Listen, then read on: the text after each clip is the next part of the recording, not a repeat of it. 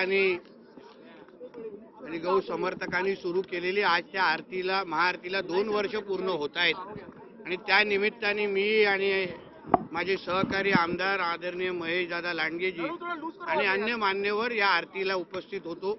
मोठ्या प्रमाणामध्ये गौरक्षक या आरतीला उपस्थित होते आणि एकत्र मिळून त्यांनी केलेलं काम आमचे शिवशंकर स्वामी म्हणून एका तरुणांनी ज्या पद्धतीने तो महाराष्ट्रामध्ये गौरक्षणाचं काम करतोय त्या कामाला कौतुक करणं आणि सरकार म्हणून गौरक्षकांना पाठिंबा देणं यासाठी मी आवर्जून इथे उपस्थित होतो। बघा, एक लक्षात घ्या, महाराष्ट्राचे मुख्यमंत्री आदरणीय आमचे देवेंद्र फडणवीस साहेब आहेत। ज्या ज्या घटना महाराष्ट्रामध्ये होत आहेत त्या सगळ्या गोष्टीवर फार बारकाईने नजर आमच्या फडणवीस साहेबांची आहे। राज्याची कायदा आणि सुव्यवस्था राखणं हे उत्तम पद्धतीचा अनुभव आमच्या देवेंद्र फडणवीस साहेबांना आहे। म्हणून महाराष्ट्रातल्या माता भगिनींनी कुठलीही चिंता करू नये। त्यांचा हक्काचा देवा भाऊ आज महाराष्ट्राचा मुख्यमंत्री आहे, त्यांच्या हक्काचं सरकार आहे, म्हणून कुठलेही त्रास आणि सगळ्या पद्धतीचं संरक्षण आणि जे कोण आमच्या माता भगिनींकडे वाकड्या नजरेने पाहतील त्यांना जसाच तसंच किंवा कायद्याच्या चौकटीत राहून त्यांना कडक शिक्षा आणि शासन दिले जाईल एवढा विश्वास राज्याच्या माता भगिनींना मी देतो। केरळबद्दल जे वक्तव्य केलेलं आहे तुम्ही त्यानंतर आता काँग्रेसच्या नेत्यांकडून तुम्हाला मंत्रिमंडळातून हकालपट्टी करा अशी मागणी केली। अहो, जेव्हा त्यांच्या राहुल गांधी आणि प्रियंका गांधीवर मी काय सत्य काही बोललो तर काँग्रेसचे नेते बोलणारच ना, त्यांना त्यांच्या नोकऱ्या टिकवायच्या आहेत ना।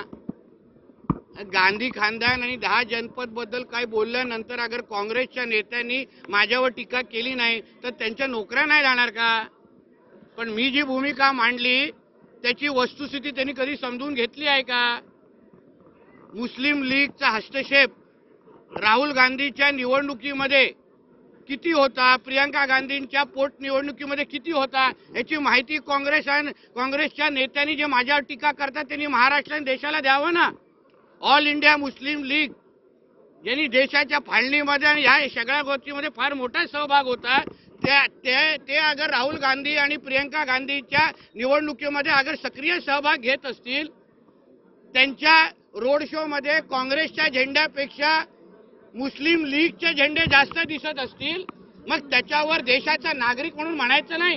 केरळ आमचा आहे, आमच्या देशाचा एक भाग आहे आणि आमच्या देशामध्ये राहून अगर कोणी पाकिस्तानचे गोडवे घात असतील, पाकिस्तानची मदत करत असेल तर त्यावर बोलणं भारतीय म्हणून माझं परम कर्तव्य म्हणून ते बोललेलो आहे। नाही, आमचं राज्य हे हिंदुत्वरी विचाराचं सरकार आहे। राज्यामध्ये गोहत्या बंदी कायदा 2014 ते 19 पासून लागू झालेला आहे आणि GR निघालेला आहे। तो कायदा कोण तोडत असेल तर त्याच्यावर कडक शासन होणार। या निमित्ताने मी काही गोष्टीची आठवण करून दिली। शेवटी राज्यामध्ये कोणालाही कायदा तोडण्याचा अधिकार नाही। कत्तलखाने कोणाच्या जोरावर चालत आहे? जेव्हा गो हत्या बंदी कायदा राज्यामध्ये आहे तर मग कशाला चालू आहे? मग अशा पद्धतीच्या बेकायदेशीर गोष्टी अगर आमच्या राज्यामध्ये होत असतील तर त्याला परत आठवण करून देण्याची गरज आहे की हे भगवादारांचं सरकार आहे आणि हिंदुत्वरी विचाराचं सरकार आहे।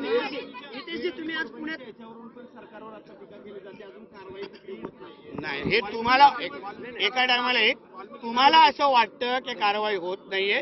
रोज ज्या पद्धतीने कारवाई सुरू आहे, त्यांच्या प्रॉपर्ट्या जप्त केल्या जात आहेत, सगळ्या पोलीस खातं व्यवस्थित पद्धतीने काम करत आहे। आमचे देवेंद्र फडणवीस साहेब प्रत्येक गोष्टीवर बारकाईने लक्ष ठेवून आहेत, म्हणून ज्या पद्धतीने कारवाई अपेक्षित आहे तर योग्य पद्धतीने कारवाई होणार। फडणवीस साहेबांनी मुख्यमंत्री साहेबांनी पहिल्या दिवसापासून सांगितलेलं आहे कोणालाही सोडलं जाणार नाही।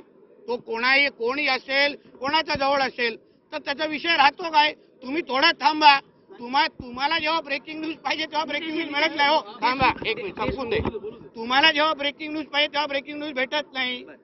काही गोष्टी कायद्याच्या चौकटीत राहून व्यवस्थित पद्धतीने करायला लागतो. म्हणून ह्या गोष्टी आमच्या मुख्यमंत्री साहेबांवर सोडा, योग्य पद्धतीने शासन होणार. साहेब, देशमुखांच्या परिवारांशी तुमचं काही बोलणं झालंय का? कारण तुम्ही आमचे राज्यभरात मंदिरामध्ये फिरता, बीड आमचं आणि परभणीमध्ये सरकार दिसले नाहीत. आमचे सरकारच त्यांच्या संपर्कात आहे. आमचं सरकार त्यांच्या संपर्कात आहे. आमचं सरकार त्यांना पूर्ण मदत करत आहे. मी सरकारचा मंत्री म्हणून माझा प्रतिनिधी माझ्या सरकार अगर त्यांच्याशी बोलत असेल तर मी वेगळा वैयक्तिक काय बोलू.